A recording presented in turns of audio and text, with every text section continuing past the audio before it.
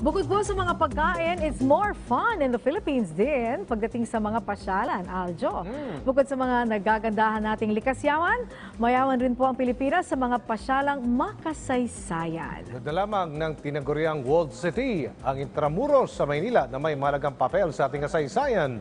Halina't mag-tour sa Intramuros ang report ni Miguel Cruzada. Malapit at murang pasyalan ba ang hanap nyo? Makatuturang gala kasama ang pamilya na hindi nakakailanganing lumayo sa Maynila? Pues, suwak ang Intramuros na maging destinasyon ninyo. Dahil sa makasaysayan nitong nakaraan simula noong panahon ng pananakop ng mga Kastila. Talaga namang dinarayo ang Intramuros hindi lang ng mga turista kundi maging mga lokal. Bagamat bahagya itong nagbago sa mga nakalipas sa panahon, bakas pa rin ang istorya at ganda ng lugar na hindi kumukupas. Si Aling Lalog, dumayo pa mula Laguna kasama ang apo na laking New Jersey. Ipinasyal niya ito sa Fort Santiago na isa sa mga patok na pinupuntahan dito sa Intramuros. Pinapasyal ko siya sa history ng Pilipinas para malaman niya ang pinanggalingan niya.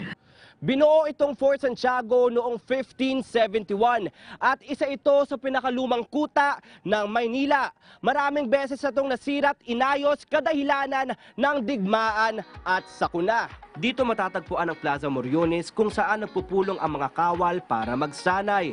Ang mga pader dito at sa buong Intramuros ang nagsilbing panangga ng mga residente sa mga pag-atake ng iba't ibang hukbo. Makikita rin dito ang dating imbakan ng pulbura at armas. Bago gawing piitan noong ika-7 siglo. Dito natagpuan ang mahigit 600 bangkay na pinaniniwala ang pinagkasa sa mga selda matapos ang World War II. Kaya naman itinayo dito ang White Cross bilang pag-alala sa kanila.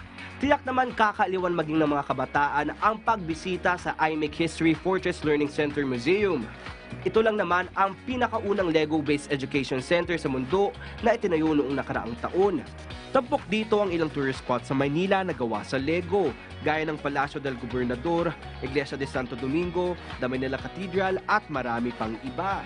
Hindi rin dapat palagpasin ang San Agustin Church na isa sa mga pinakamatatag na simbahan sa bansa. Hindi ito natinag ng mga lindol at mga bagyong nadatnan.